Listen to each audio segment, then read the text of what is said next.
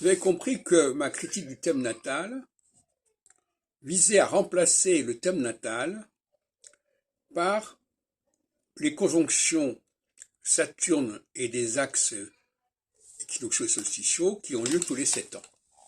Et ça, c'est le vrai point de départ.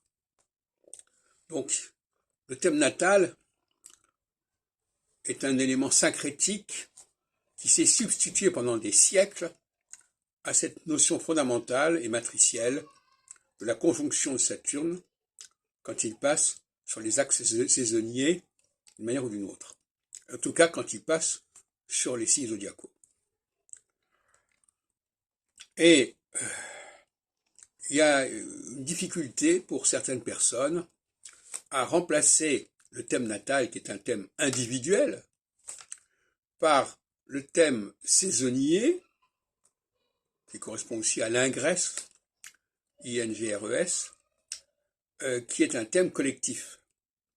C'est tout le problème de savoir si l'astrologie a vocation à être dans l'individuel ou le collectif, ou plus exactement, si l'individuel n'est pas directement connecté avec le collectif et fonction du collectif.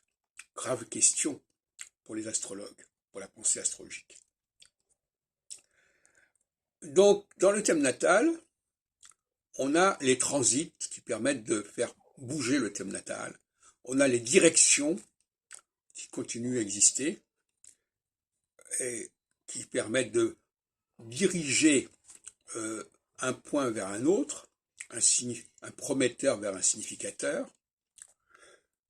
Tout ça à partir du thème natal, sans parler du retour de telle planète sur sa position natale.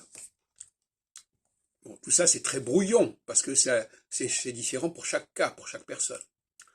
En revanche, en astrologie mondiale, si on peut dire, il s'agit d'avoir des points fixes qui sont connus à l'avance. On sait à l'avance à quel moment Saturne passera sur tel signe zodiacal ou sur tel axe.